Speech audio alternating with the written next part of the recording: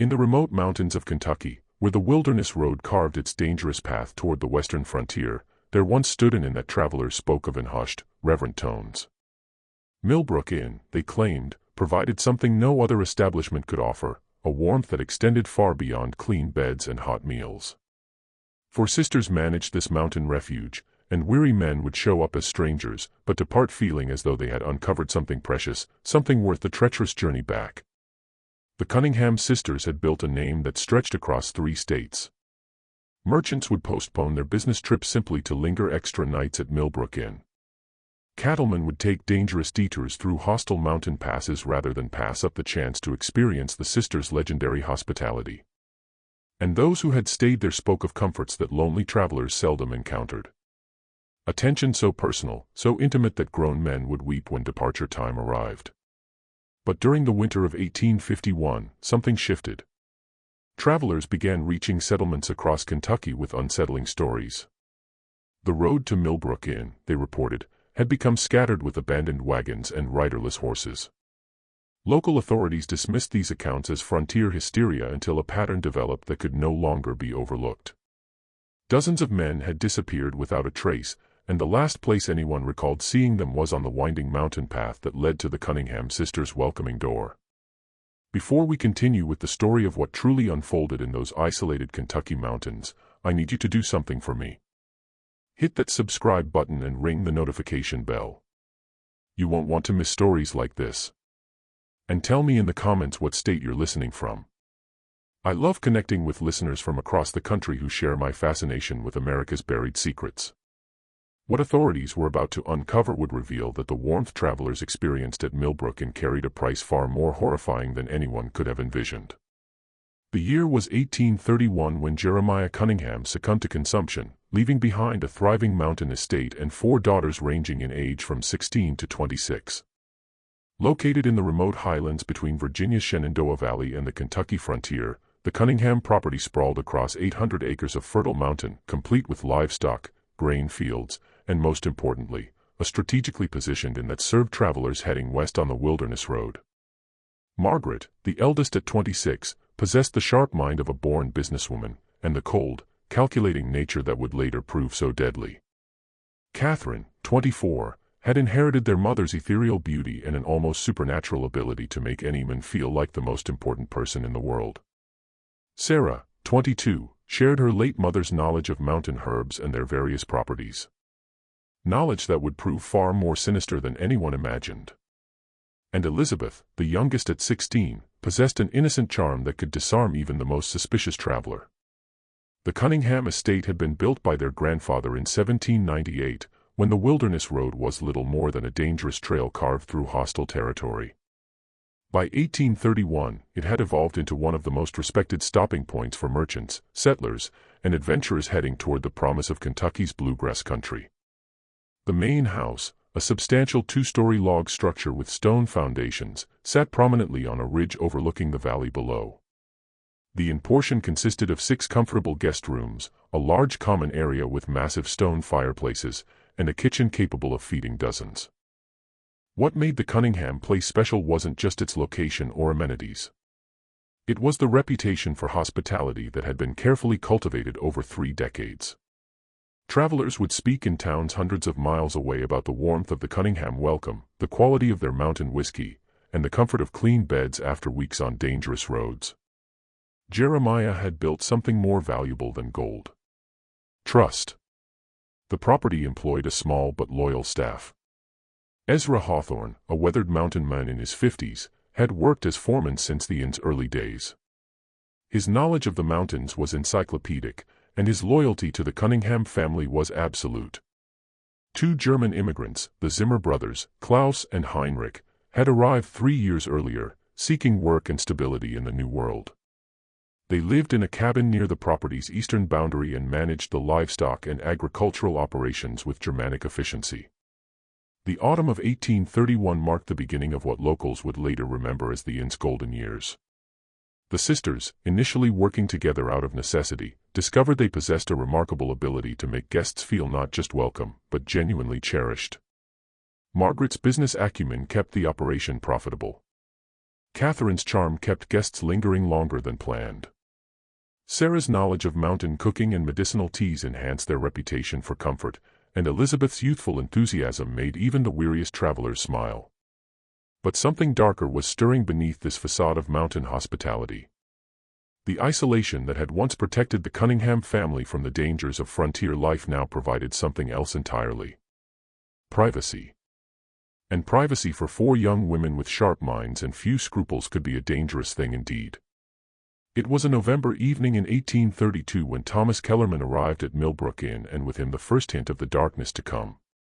Kellerman was a cattle buyer from Richmond, traveling alone with a substantial purse of gold coins intended for purchases in Kentucky.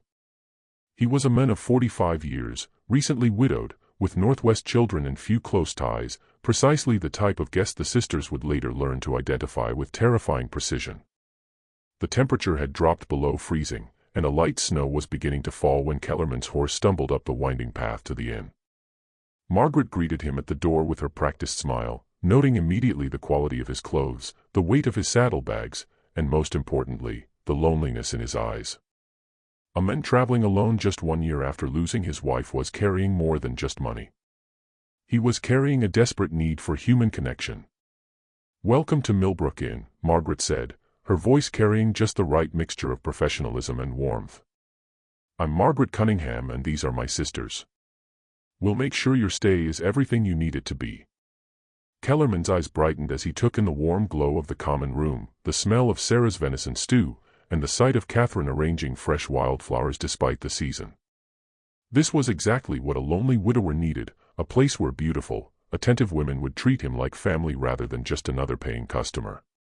Over the next 3 days, the sisters provided Kellerman with an experience unlike any he'd ever encountered at an inn. Sarah's meals were restaurant-quality feasts featuring perfectly seasoned game, fresh bread, and her famous honey cakes. Margaret engaged him in lengthy conversations about business and politics, making him feel intellectually valued. Elizabeth's innocent laughter at his stories made him feel worldly and important. But it was Catherine who provided what Kellerman truly craved, the illusion of romance. On his second evening, after the other guests had retired, Catherine found Kellerman sitting alone by the fire, staring into the flames with the hollow expression of a man who had lost everything that mattered to him.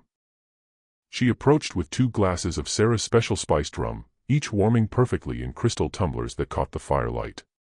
"You seem troubled, Mr. Kellerman," she said, settling into the chair beside him with fluid grace. "Sometimes sharing a burden makes it lighter." For the next 2 hours, Kellerman found himself pouring out his heart to this beautiful woman, who listened with such genuine attention. He spoke of his late wife, Mary, of their failed attempts to have children, of returning each evening to an empty house that still smelled faintly of her lavender soap. Catherine listened with perfect sympathy, occasionally touching his hand or leaning closer with apparent compassion. "Loneliness is a terrible thing," she said softly as the fire burned lower. "But it doesn't have to be permanent." What happened next was never recorded in any official document. But Kellerman's behavior the following morning told its own story. He moved through breakfast with the satisfied expression of a man who had rediscovered reasons for living. He extended his stay by 2 additional days despite his original urgency to reach Kentucky. Most tellingly, he began making plans to return to Millbrook Inn on his journey home to Richmond. "I've never experienced hospitality like this," he told Margaret as he prepared to leave. "You and your sisters have created something truly special here. I'll be recommending this place to every traveler I meet." Margaret smiled and accepted his generous payment. Nearly double the standard rate, pressed into her hands with genuine gratitude. "We look forward to your return visit, Mr. Kellerman. Safe travels." But Thomas Kellerman would never complete his journey to Kentucky. His horse was found 3 days later, wandering riderless near Cumberland Gap. Kellerman himself had simply vanished, leaving behind only questions and a mystery that would never be officially investigated. The assumption, logical enough for the dangerous frontier, was that he had fallen victim to bandits or wild animals. Only the Cunningham sisters knew the truth. Heinrich Zimmer had been waiting in the woods a half-mile from the inn when Kellerman departed that morning. The German immigrant was handy with tools and possessed the kind of quiet efficiency that made him valuable for tasks that required discretion. Kellerman never saw the blow that ended his life, delivered with a blacksmith's hammer to the base of his skull. His body was wrapped in canvas and buried in a predetermined location deep in the mountain forest while his substantial purse of gold coins found its way back to Millbrook Inn. That night, the four sisters sat around their kitchen table counting Kellerman's money and planning their future. Margaret had done the calculations. The amount they'd just acquired exceeded the inn's legitimate profits for an entire year. Catherine had proven that lonely men could be manipulated with shocking ease. Sarah had demonstrated that traces of evidence could be eliminated with the right knowledge of chemistry and mountain craft. And Elizabeth had shown that even the most innocent-seeming person could keep terrible secrets. "He won't be missed for weeks," Margaret said, stacking the gold coins with businesslike precision. "No family, no close friends, traveling alone to a place where no one knows him. Perfect." "It was almost too easy," Catherine added, still wearing the same gentle expression she'd used to comfort their victim. "He would have given us anything we asked for." What they had discovered that cold November night was something far more valuable than gold. They had discovered how to make people disappear. The winter of 1832 gave the sisters time to refine their technique and establish the protocols that would serve them for nearly 2 decades. Margaret, with her keen business mind, developed a system for identifying ideal targets. The perfect victim was a man traveling alone, carrying substantial money, with few family connections and no fixed schedule that would raise immediate alarm if he failed to arrive at his destination. Sarah's role evolved beyond cooking and household management. Her knowledge of mountain plants expanded to include detailed study of toxins and their effects.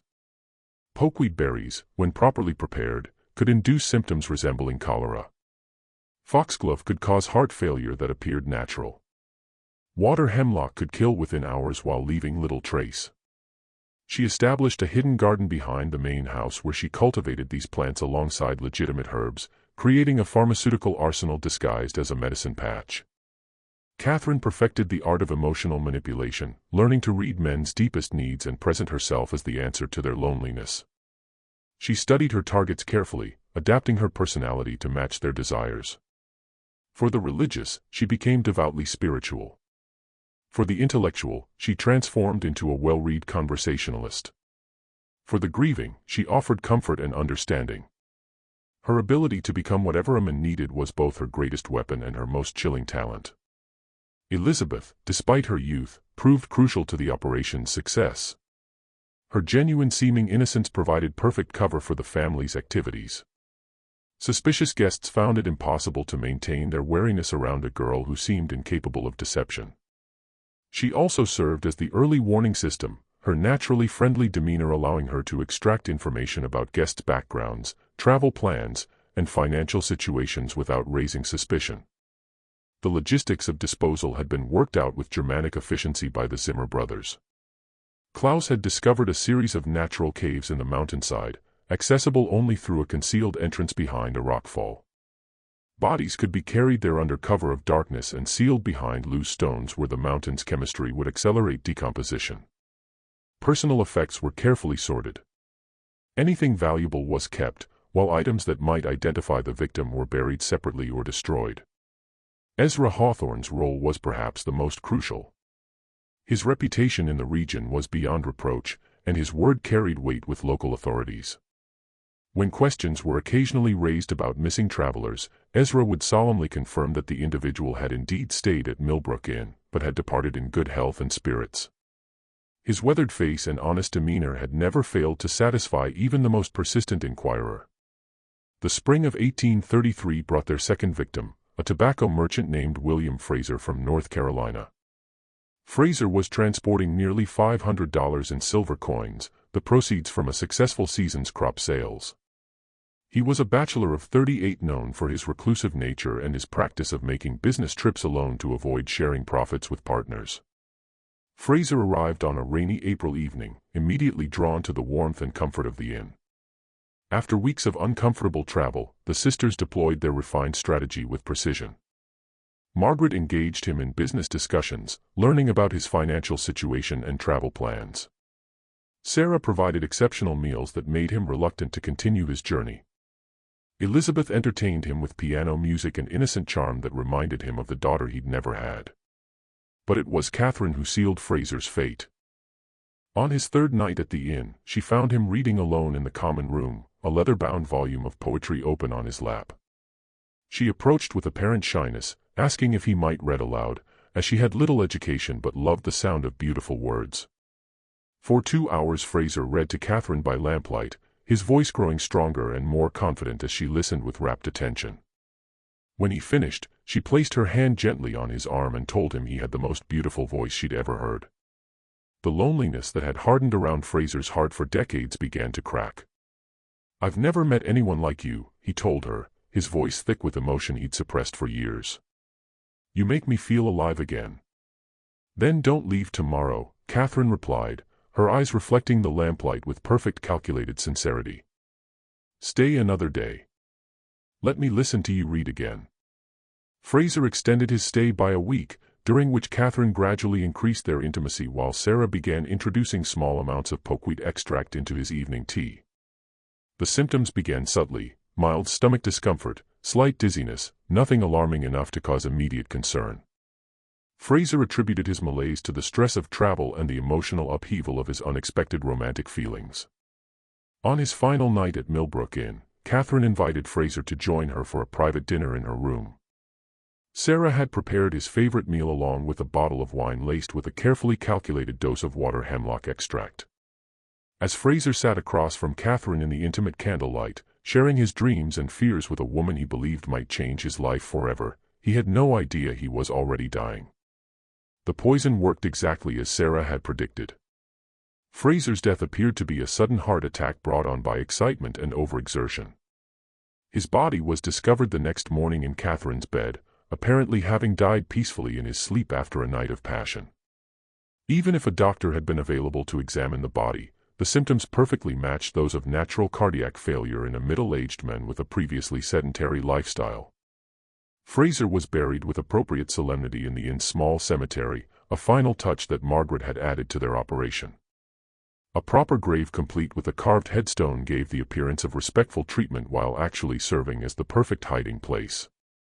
The cemetery contained the graves of several generations of Cunningham family members, making additional burials unremarkable to local observers. Fraser's money and valuable personal effects disappeared into the sisters' growing treasury while his wagon and horses were sold to traveling merchants passing through weeks later. His disappearance was attributed to a decision to settle in Kentucky rather than return to North Carolina, a plausible explanation that no one thought to question too closely. By the end of 1833, the sisters had perfected a system that was virtually undetectable. They had learned to space their crimes carefully, never targeting more than 4 or 5 victims per year to avoid creating patterns that might attract attention. They developed cover stories for guests who died at the inn, ranging from heart attacks to accidents to decisions to settle permanently in the West. Most importantly, they learned to trust each other completely, creating a conspiracy so tight that not even the slightest hint of their activities ever reached the outside world. Just when we thought we'd seen it all, the horror at Millbrook Inn intensifies. If this story is giving you chills, share this video with a friend who loves dark mysteries. Hit that like button to support our content, and don't forget to subscribe to never miss stories like this. Let's discover together what happens next, because the Cunningham sisters were just getting started. Between 1834 and 1845, Millbrook Inn achieved a reputation that extended throughout the Mid-Atlantic region and beyond. Travelers spoke of it in the same reverent tones reserved for the finest establishments in Richmond or Baltimore. The sisters had created something unprecedented, a remote mountain inn that provided luxury accommodations and service that rivaled the best urban hotels. Margaret had expanded their legitimate business operations significantly.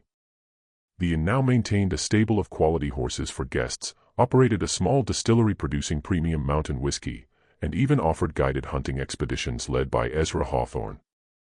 These legal enterprises provided substantial income and, more importantly, gave the sisters a reputation as savvy businesswomen rather than simply innkeepers.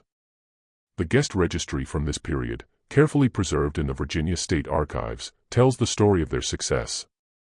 Merchants from Charleston, politicians from Richmond, land speculators from Baltimore, and adventurers from as far away as Boston signed their names in Margaret's elegant ledger book. Many returned multiple times, becoming regular patrons who praised Millbrook to their colleagues and friends.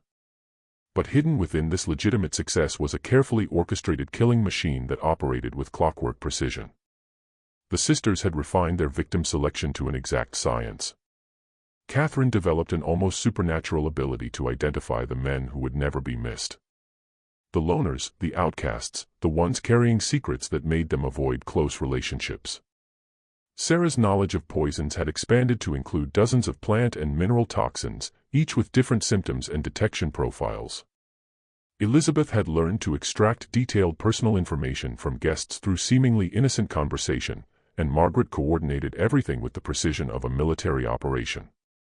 During these years, they claimed approximately 43 victims, the exact number later found by the railroad surveyor. Each death was carefully planned and executed according to strict protocols that minimized risk while maximizing profit. The sisters developed detailed profiles of their targets, sometimes observing potential victims for weeks before making their final decision.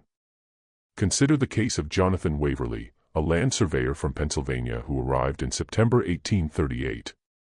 Waverly was conducting mapping work for the state government, a job that required him to travel alone through remote areas for months at a time. He carried surveying equipment worth considerable money along with payment for his work and funds for purchasing land parcels he'd identified as investment opportunities. Margaret immediately recognized Waverly as an ideal target. His work required extended absences from civilization, meaning his disappearance might not be noticed for months. His surveying activities provided a perfect cover story. He could easily have fallen victim to any number of natural hazards while working alone in dangerous territory.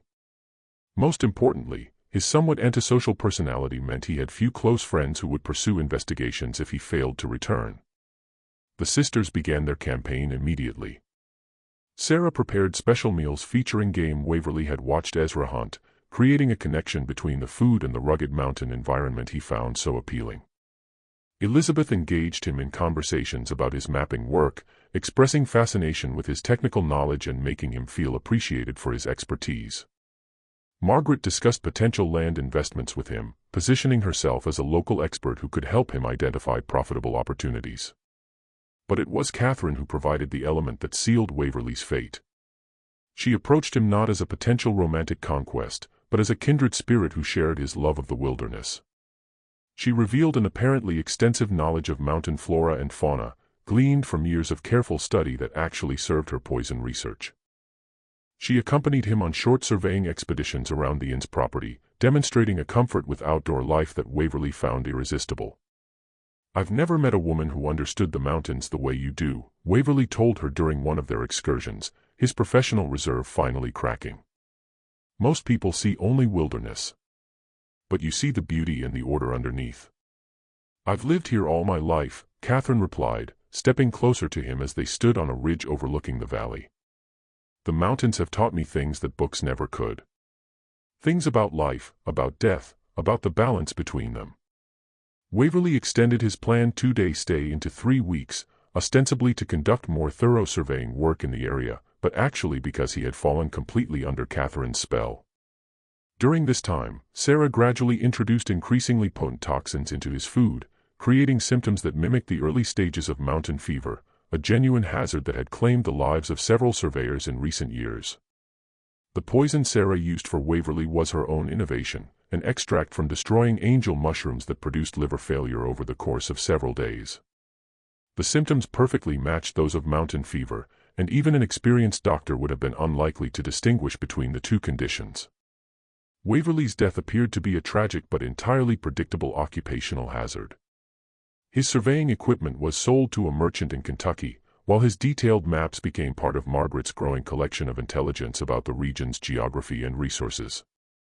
His body joined the others in the sealed mountain caves, while his name was added to the local records as another victim of the dangerous frontier lifestyle. The brilliance of the sisters' operation lay not just in their killing methods, but in their ability to maintain the illusion of respectability. They attended church services in the nearby settlement of Millbrook, contributed generously to community causes, and maintained friendships with local families. Margaret served on the board of the Regional Merchants Association while Sarah provided medical assistance to neighboring farms during times of illness. Catherine taught Sunday school to local children and Elizabeth organized social events that brought together isolated mountain families. This community involvement served multiple purposes. It provided them with alibis and character witnesses for times when questions might be raised about missing guests. It gave them access to information about travelers passing through the region. Most importantly, it established them as pillars of the community whose word would never be questioned by local authorities. The sisters also developed an extensive network of business relationships that helped legitimize their growing wealth.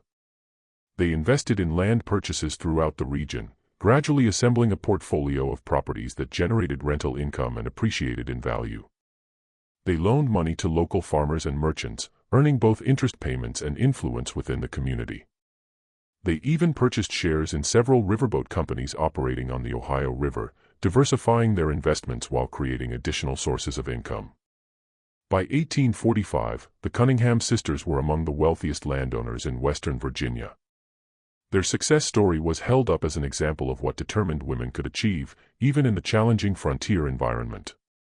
Local newspapers occasionally featured articles about the enterprising Cunningham sisters, who had built a thriving business empire from their inherited mountain property.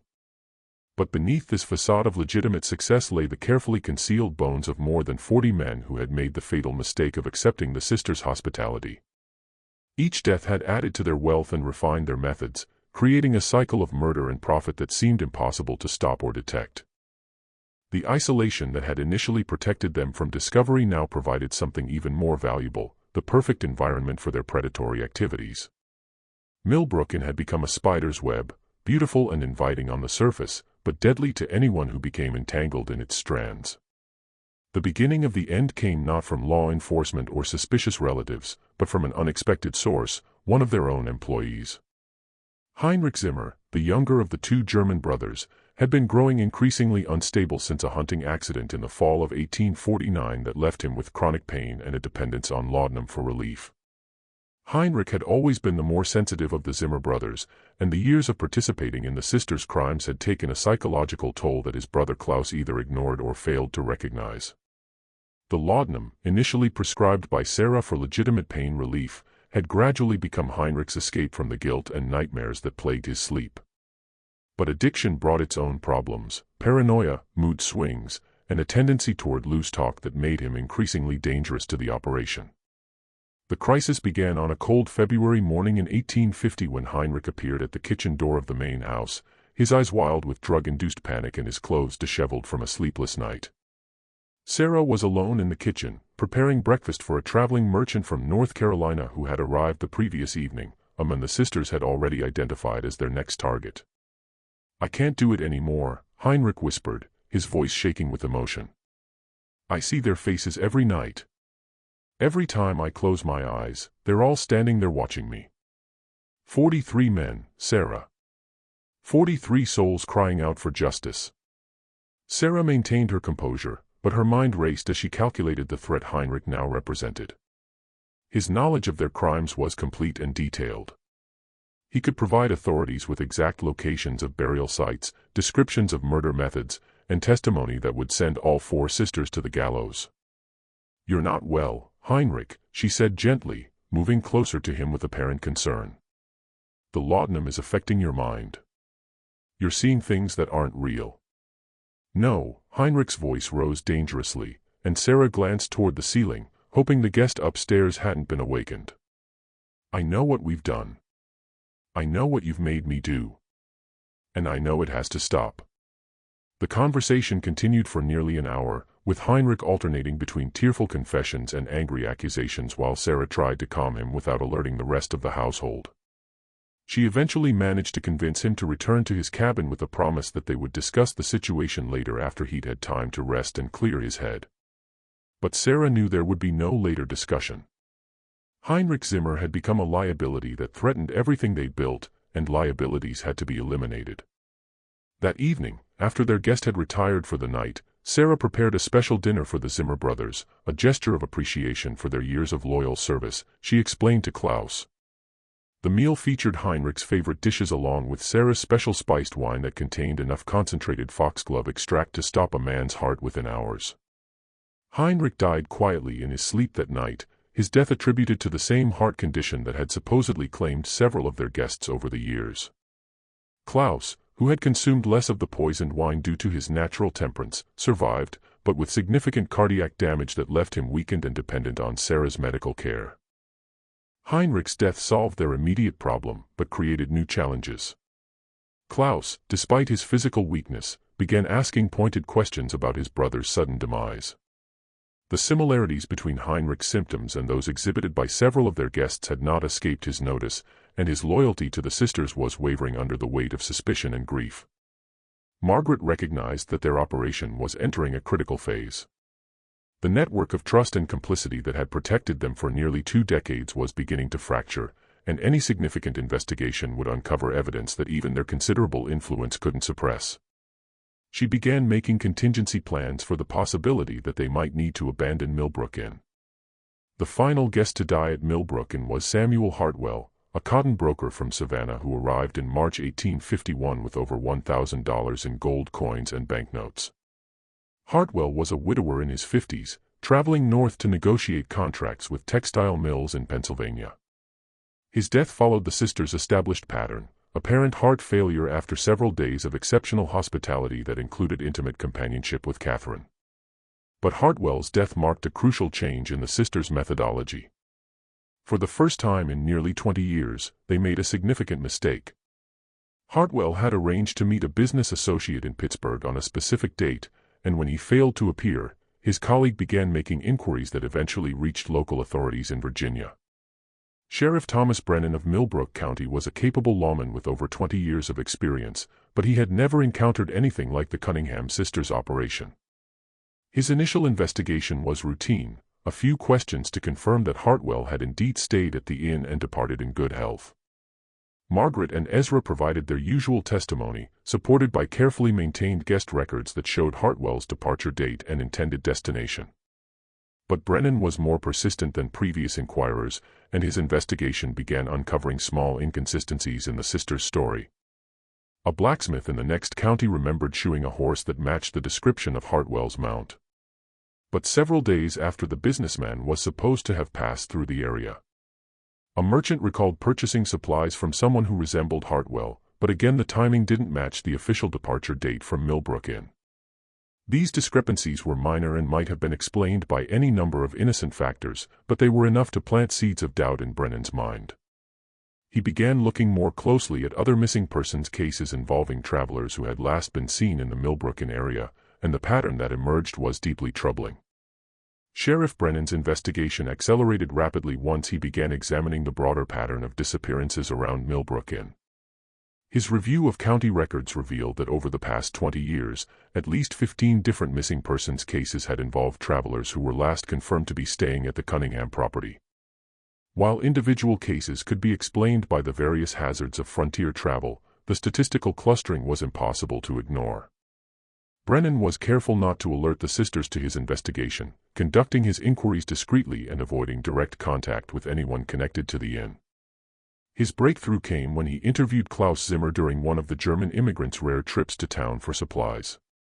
Klaus, still grieving his brother's death and increasingly suspicious about the circumstances surrounding it, proved more talkative than usual.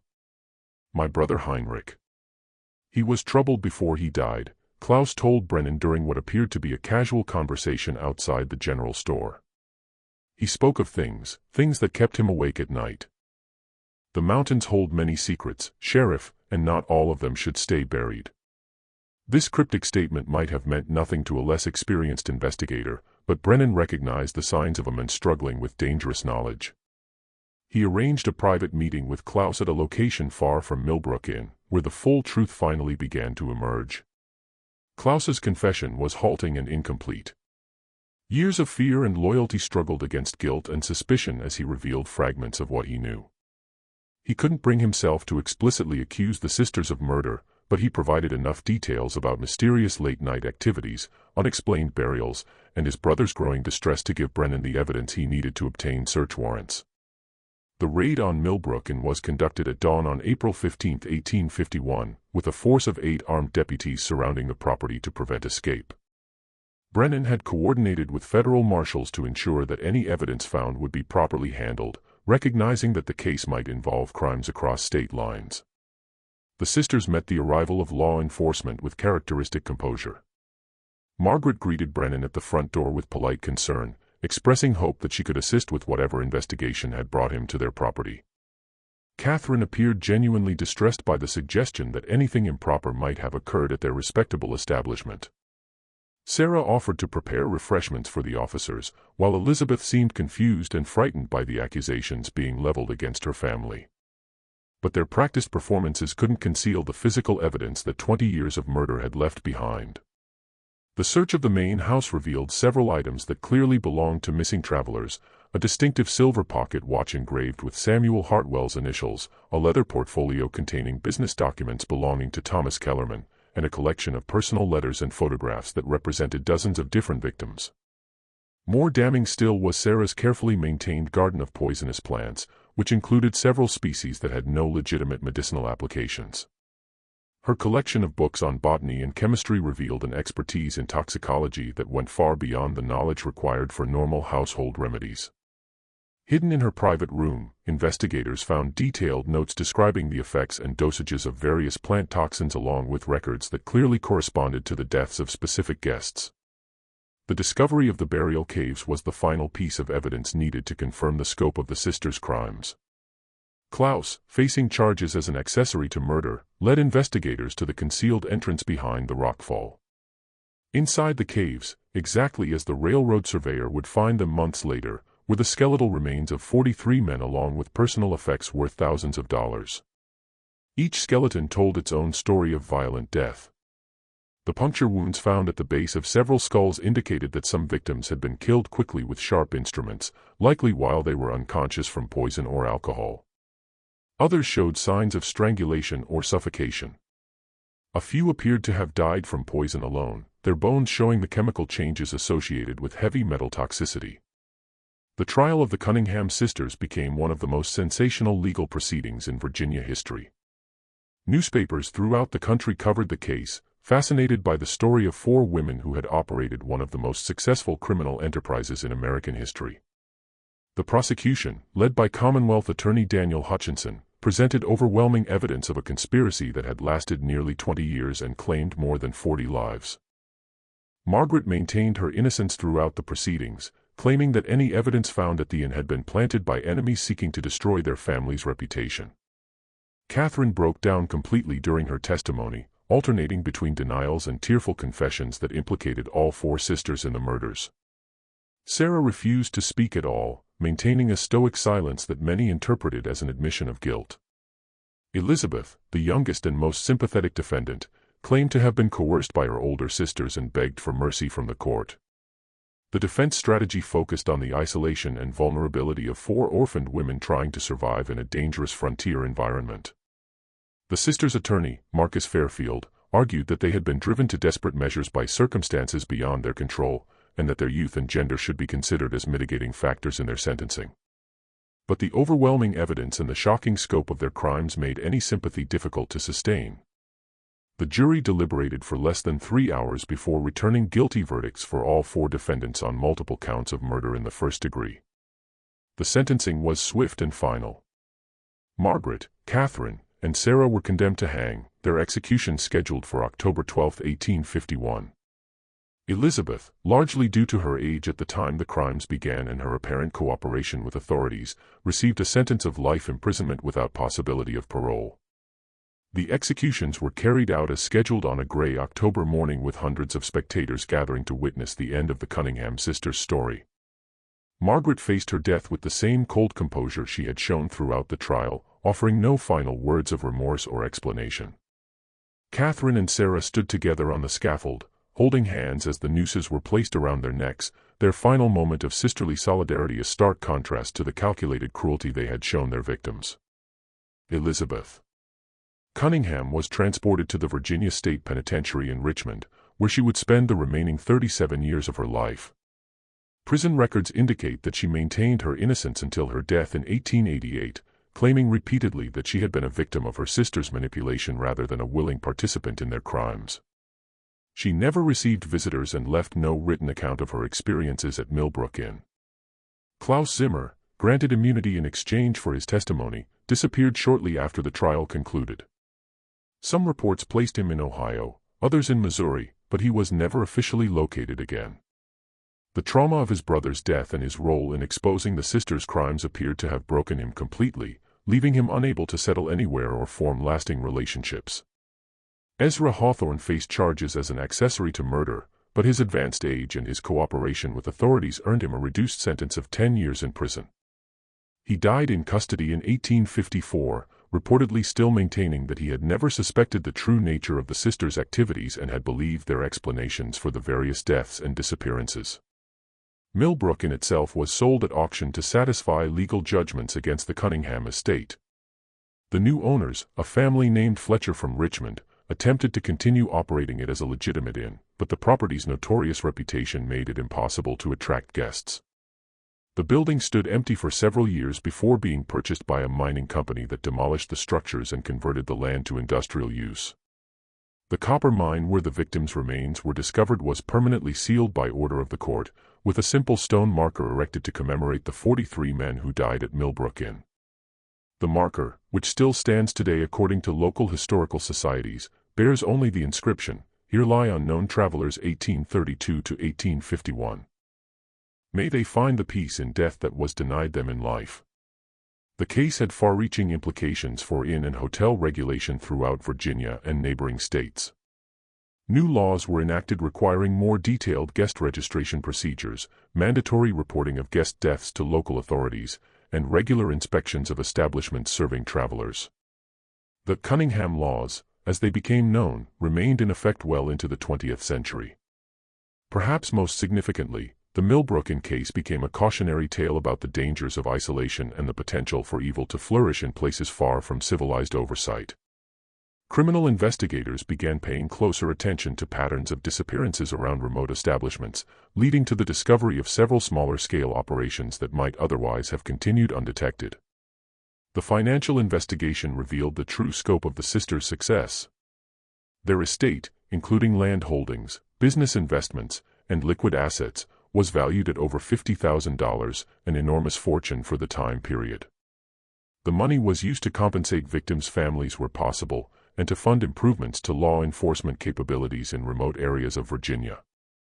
Modern criminologists who have studied the case note several factors that contributed to the sisters' remarkable success.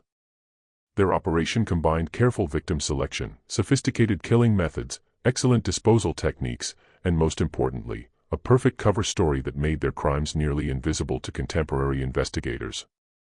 The isolation of their location provided privacy for their activities while their reputation for hospitality created a steady stream of potential.